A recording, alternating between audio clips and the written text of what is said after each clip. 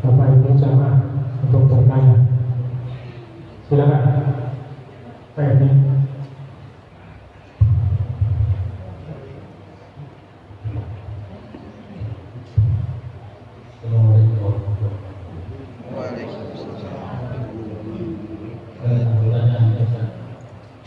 Di surat Al-Waqiah itu saya pernah menyampaikan di jannatin na'im suratun al-awwal wa qabilun al-rahim.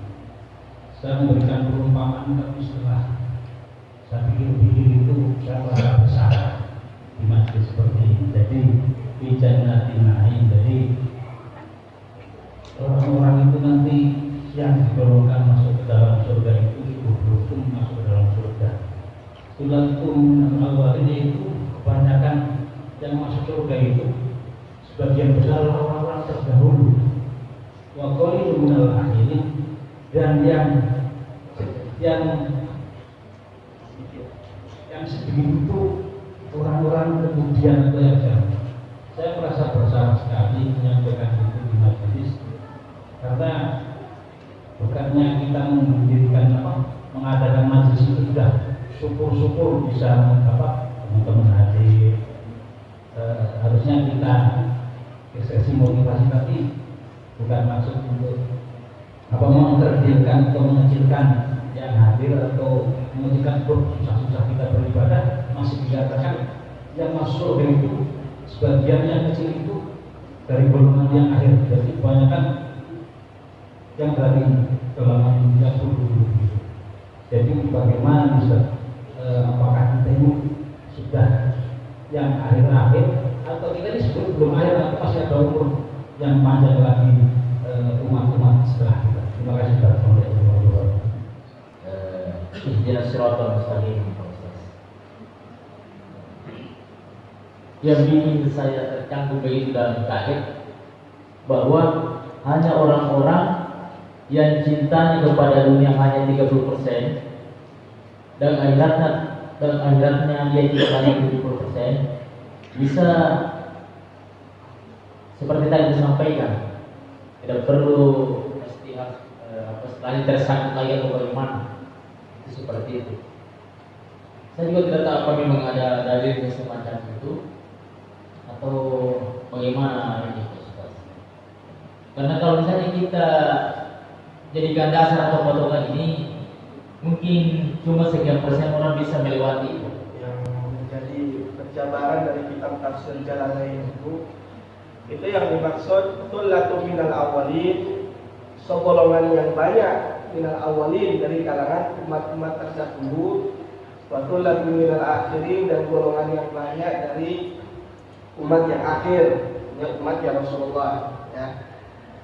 Sehingga ayat ini sebagian orang memahami umat Nabi itu penduduk surga dari kalangan umat Nabi itu sedikit, yang paling banyak umat terdahulu. Tidak begitu, ya. Umat Nabi itu penduduk surga terbanyak. Dalam satu hadis diriwayatkan dalam kitab Sunan Ibnu Majah itu ada satu hadis yang bunyinya inna ahlal jannah mi'atun wa ishruna sofan tamanuna min ummati wa arba'una min sa'ilil umam.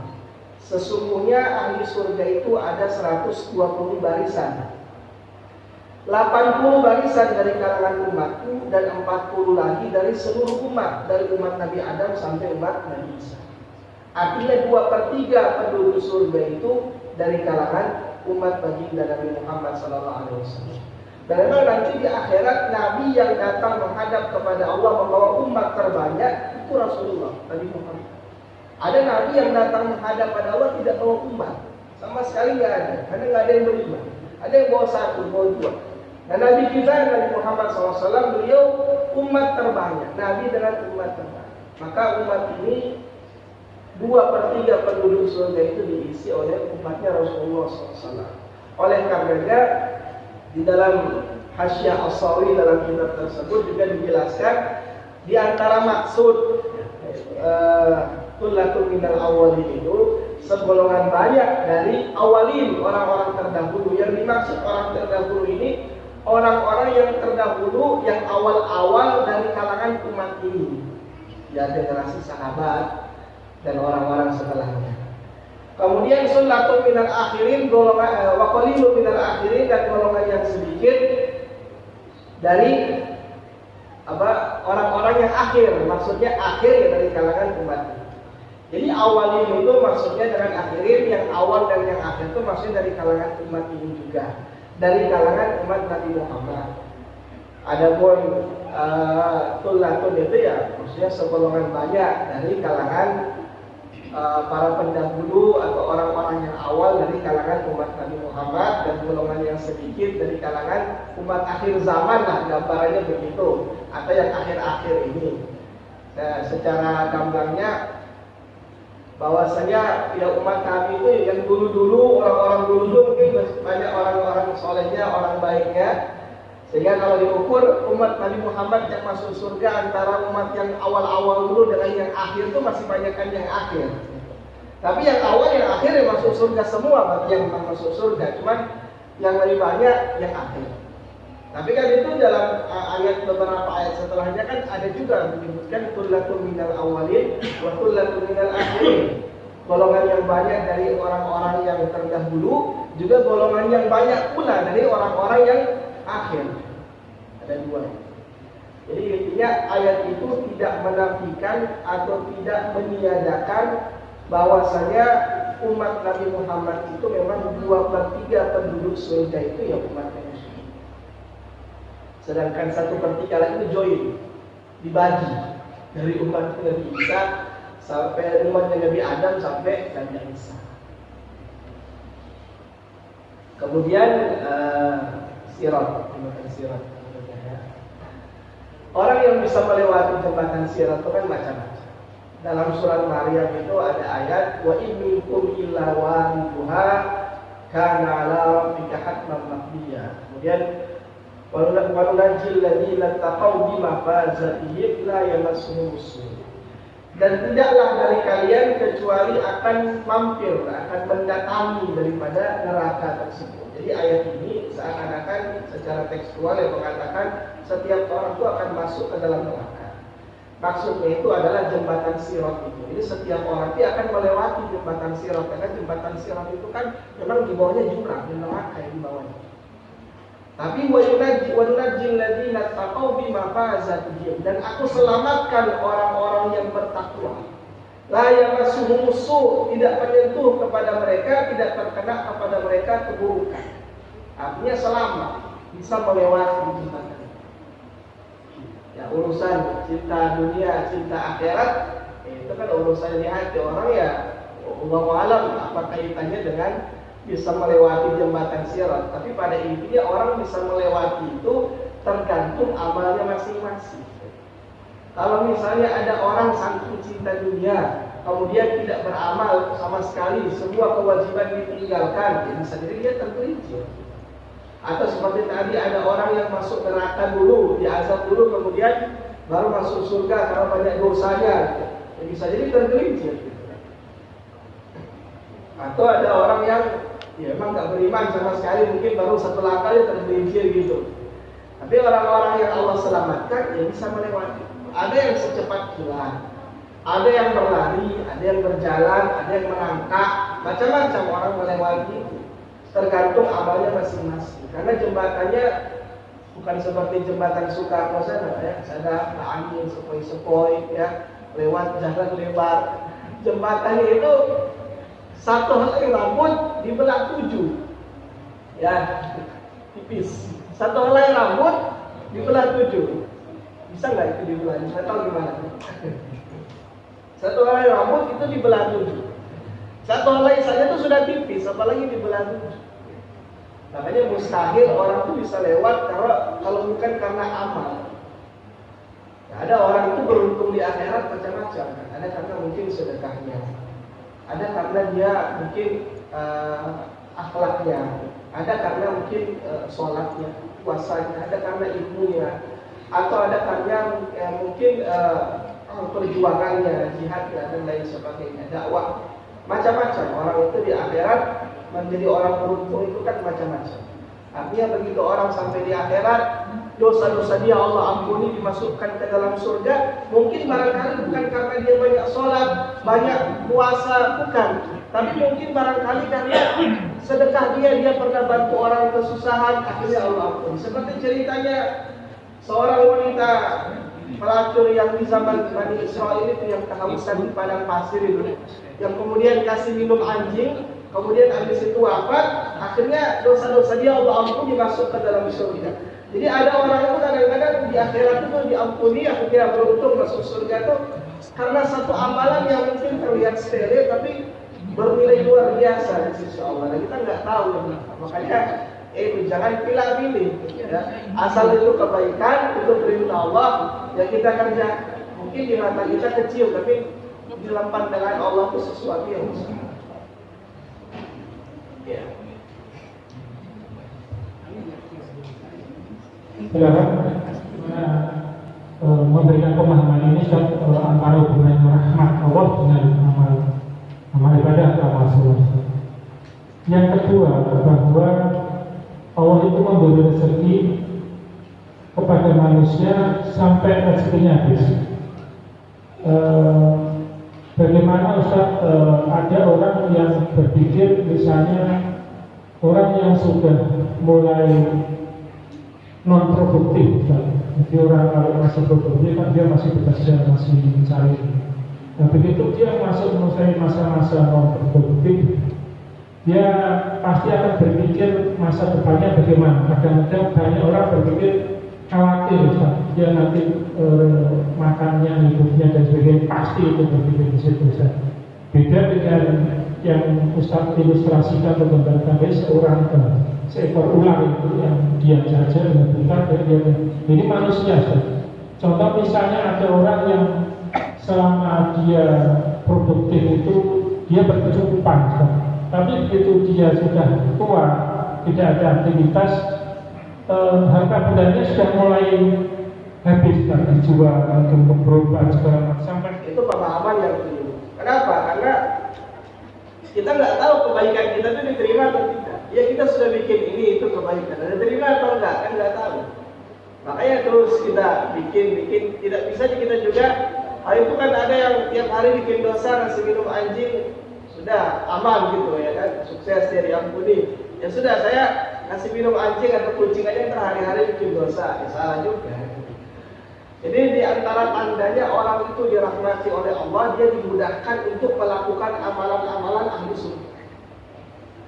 Dia akan dimudahkan untuk mengerjakan amalan-amalan yang dengan amal itu dia bisa masuk ke surga. Itu di antara tanda orang dirahmati Allah. Makanya Nabi mengatakan, "I'malu fakullun muyassarun lima khuliqa lahu." Beramalah kalian karena setiap orang akan dimudahkan untuk apa dia diciptakan. Jangan kita berpangku tangan seperti tadi kan. Nabi dalam satu hadis mengatakan, barang siapa mengucapkan la ilaha illallah, mati dengan keyakinan tersebut masuk surga. Ya udah, yang penting sudah la ilaha illallah Muhammadur Rasulullah, sudah saja, nggak usah sholat, nggak usah puasa, semua ditinggalkan, nanti mati pasti masuk surga. Itu kan salah. Tapi Nabi mengatakan, i'malu beramalah kalian, karena setiap orang itu akan dimudahkan untuk apa dia diciptakan. Orang kalau diciptakan oleh Allah memang untuk surga, maka Allah akan mudahkan orang tersebut melakukan amalan-amalan orang ahli surga. Begitu pula juga sebaliknya. Jadi jangan berpangku tangan. Gitu. Yang penting kan saya sudah syahadat, satu kebaikan, dua kebaikan sudah saya kerjakan, dah cukup lah itu selamat. Jangan berpangku tangan. Gitu. Karena kita nggak tahu itu diterima. Kemudian yang kedua,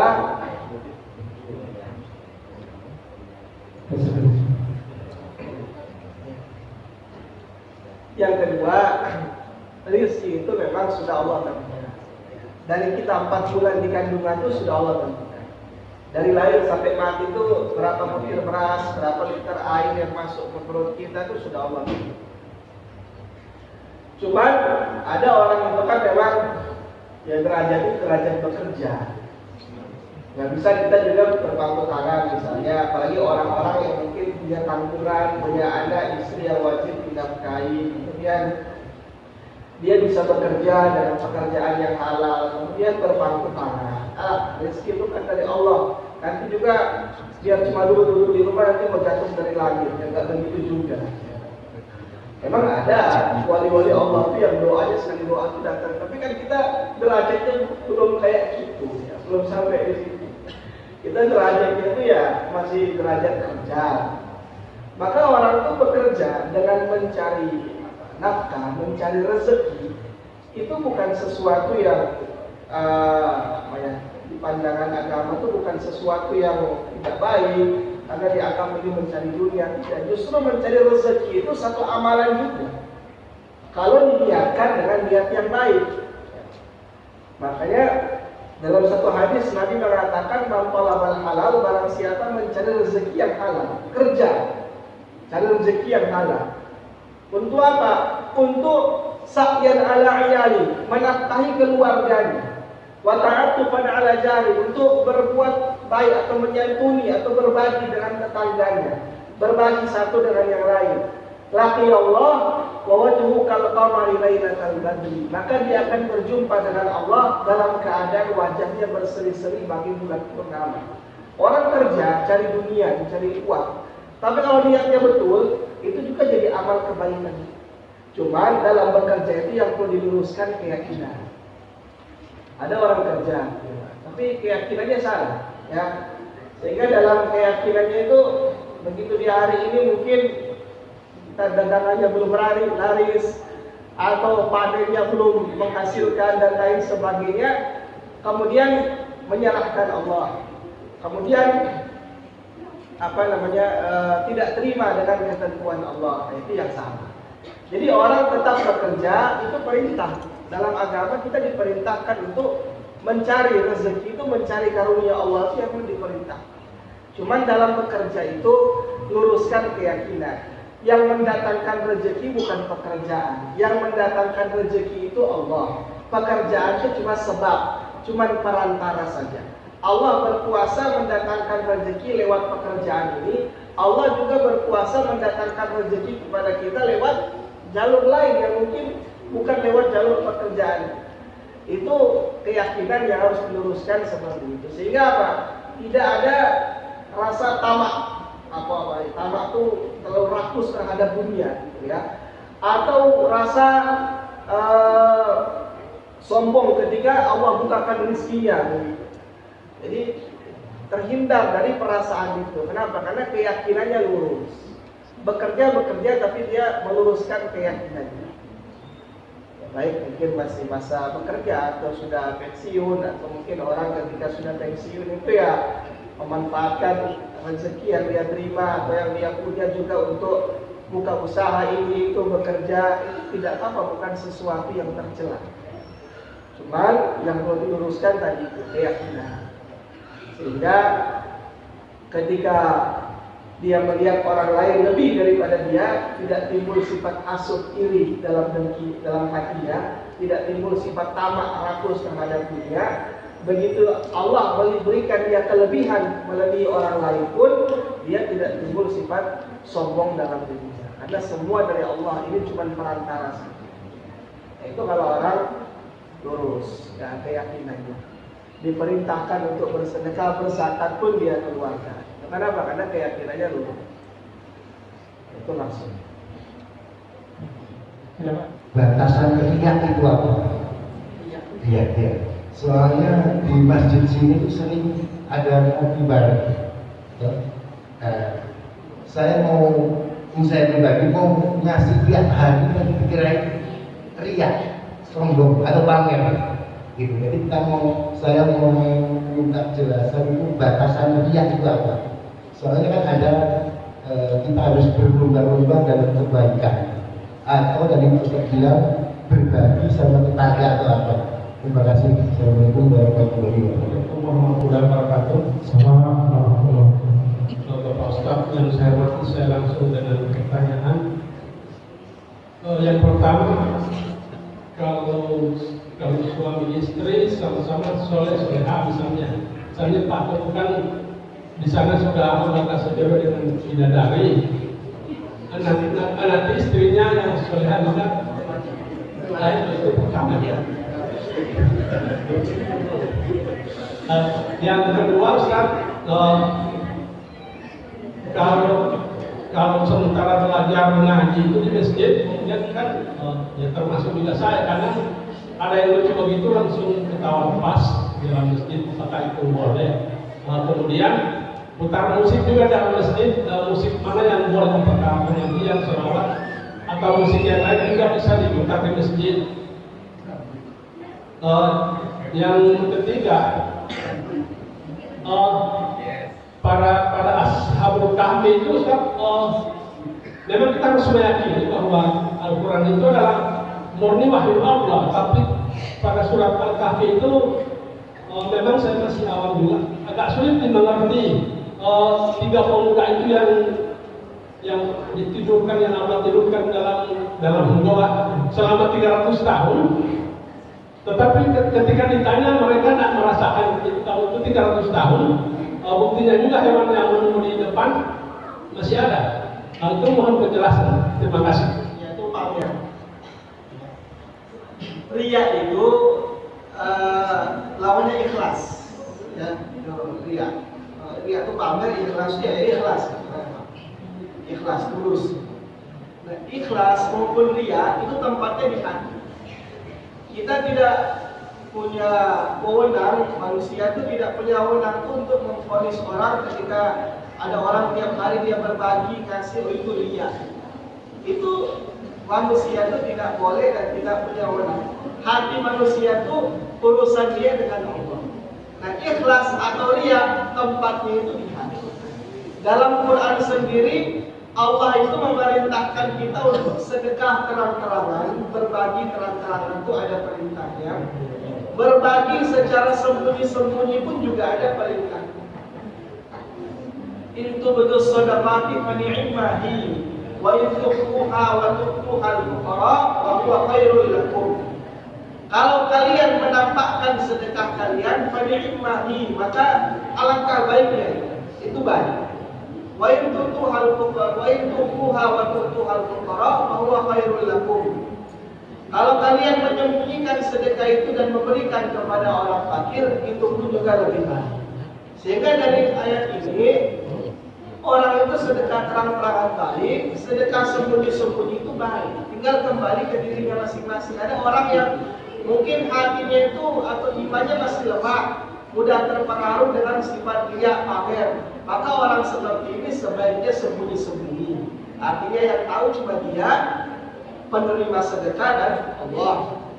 Ada orang yang sehatinya mungkin imannya agak kuat, hatinya bisa dia kendalikan dari sifat riya, maka baik untuk dia sedekah terang-terangan sehingga menjadi penyemangat buat yang lain yang melihat, sehingga orang jadi.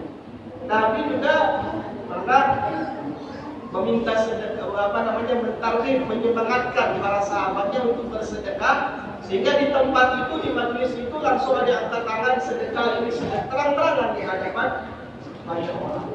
Jadi nggak bisa kita lihat bahwa itu si bapak sana itu dia tiap hari ngasih ini ngasih itu jangan-jangan pamer, nggak boleh itu.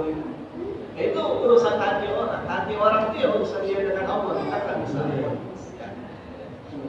Jadi kalau dalam hatinya ada niat, saya ngasih ini supaya dipuji lah, supaya dipuji saya dermawan. Nah, itu kalau ada niat begitu di hati, itu dia. Atau orang menuntut ilmu, supaya saya dipuji jadi orang soleh, jadi orang alim, jadi hebat, gitu. Dapat puji ini, dapat pujian itu ria. Dan itu kan tempatnya di hati. Kita tidak tahu hati orang, yang tahu ya, yang punya hati dengan Allah itu yang tahu. Itu ria. Iya, terang-terangan kita berbagi ataupun sembunyi-sembunyi, itu dua-dua ada perintahnya, dua-dua baik. Yang nggak baik itu diam-diam nggak sedekah, itu yang nggak baik. Makanya Sayyidina Ali bin Abi Thalib itu pernah ditanya, mana yang lebih baik, orang ria atau orang bakhil? Orang bolong atau orang makam puji? Mana yang lebih baik? Bolotu atau makam puji? Yang lebih baik itu orang makam puji. Ya, kata Sayyidina Ali. Kenapa? Karena kalau orang takhir, orang kolotu, tidak ada manfaat buat orang lain, juga tidak ada manfaat buat dirinya sendiri. Tapi kalau orang riya, orang pamer, walaupun tidak ada manfaat buat dirinya, tapi ada manfaat buat orang lain. Ya, udah. Tidak dia mau ngasih ini, menyumbang ini itu, ya sudah mana? Kalau dia mau dapat nama, dapat ini, silakan ambil namanya. Mana tuh? Oh itu sana ya, kalau bukan kita yang bangun ya jadi. Oh itu sana kita berjasa. Ya sudah ambil namanya, mana ininya. Ya. Jadi orang baik atau orang makam puji itu walaupun tidak ada manfaat buat dirinya, tapi masih ada manfaat buat orang lain.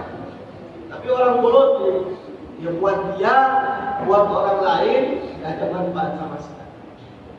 Tapi bukan berarti jadi orang makam puji juga tidak.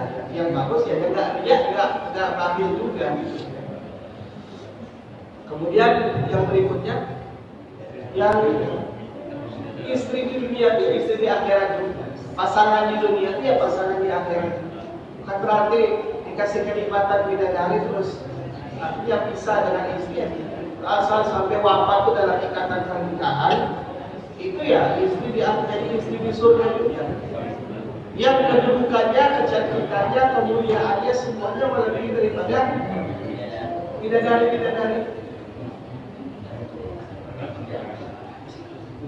Dan di surga sudah nggak ada rasa cemburu, ya. Itu sudah nggak ada. Rasa berdendam, dengki sama orang, hasut sama orang itu sudah nggak ada, ya. Dan tidak akan merasa kecewa, memang sudah Allah cabut rasa itu, karena masing-masing baik laki-laki maupun perempuan itu sudah merasa nikmat dengan kenikmatan yang Allah berikan. Sudah merasa paling nikmat dengan kenikmatan yang Allah berikan. Jadi tetap menjadi pasangan, ya, tetap menjadi pasangan. Ya ibarat kata kalau suami rajanya, istrinya ratu ya, istrinya ratu. Dan di surga itu kan orang raja ya, jadi kekuasaan kan, punya raja, jadi kekuasaan dia raja. Nah kalau dia punya istrinya ratu.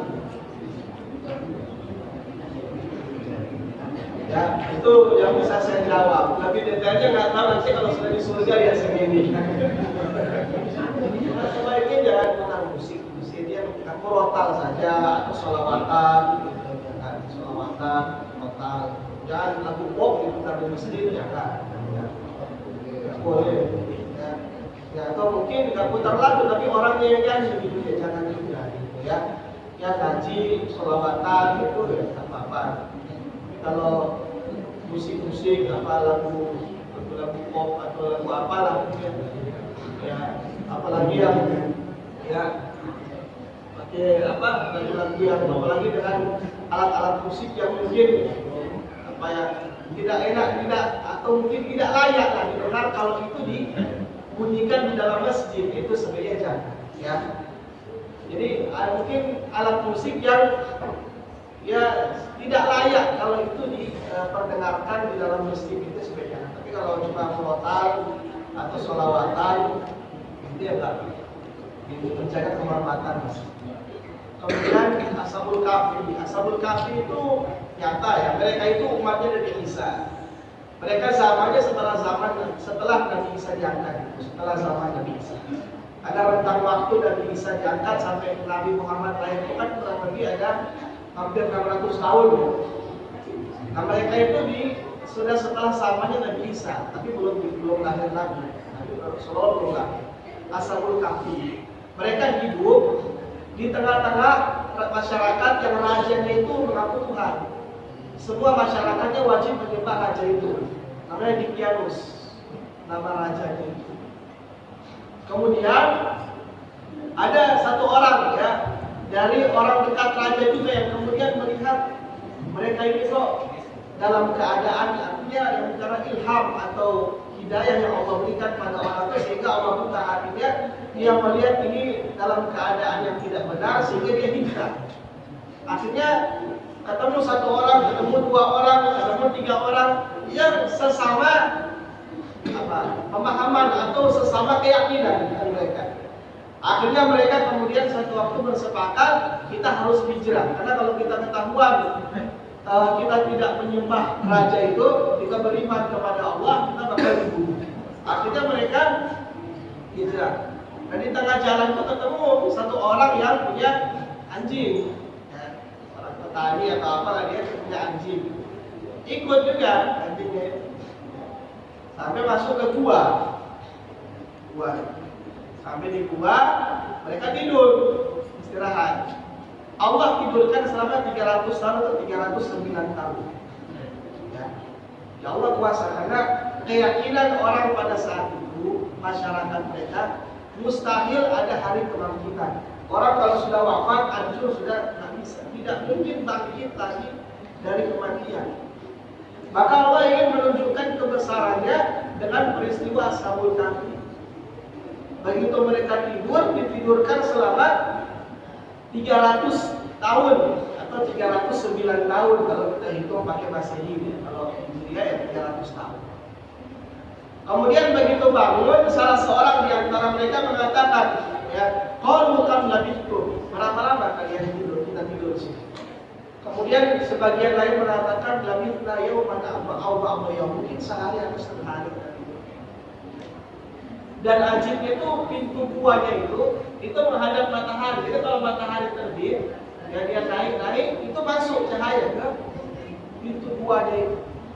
Dan kedalaman gua itu pas ke arah kiblat. Jadi sehingga walaupun mereka tidur selama itu, jasad mereka nggak rusak. Dan mereka setiap tahunnya itu wanuqallibu dzatal yamini wa dzatal shimal, dalam surat Kahfi. Berbalik, tidur miring kanan, tahun berikutnya miring kiri, tahun berikutnya miring kanan, begitu terus. Jadi memang dijaga oleh Allah.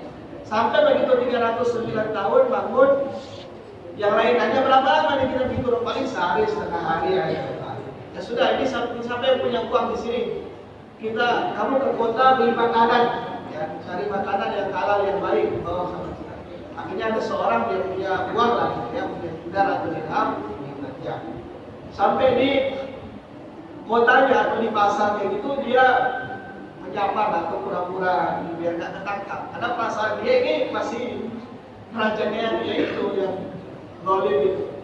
Begitu sampai di kota, dia lihat kok keadaannya kayak lain, ya, suasananya kok berbeda, modelnya kok nggak sama kayak kemarin ini, ya. Akhirnya begitu dia belanja, pedagangnya bilang, ini uang sudah nggak laku ini, ya sudah. Akhirnya dari situ kemudian dia ditangkap, dibawa ke raja, karena kan rajanya sudah ganti, raja yang sudah memang bertauhid, ya, rajanya orang Islam, menyembah Allah. Sehingga dari situ kemudian dia bercerita, baru kemudian ya pulang ke gua, ke tempat-tempat kamarnya dia cerita. Setelah terbongkar atau apa, setelah semuanya mengetahui ketika itu, baru 7 orang tadi diwafatkan oleh Allah dalam gua. Termasuk anjingnya juga itu di mulut gua, ya. Jadi anjing itu tidak masuk ke dalam gua, tapi dia di mulut gua, duduk begitu sampai 309 tahun enggak mati, memang dijaga. Sehingga para ulama mengatakan anjing saja ikut orang soleh, ya, cuma ikut orang soleh itu dapat manfaat adalah anjing, apalagi manusia dan orang soleh itu sendiri. Nah, itu Ashabul Kahfi. Sehingga maksudnya itu Allah ingin menampakkan ketika itu bahwa Allah kuasa membangkitkan orang ini yang sudah tidur 309 tahun, tidur secara alam manusia pasti hancur ini, tapi ini utuh, ya hancur. Jadi Allah tetap kuasa membangkitkan orang yang sudah hancur tulang belulang, Allah utuh lagi, Allah itu maksud. Kemudian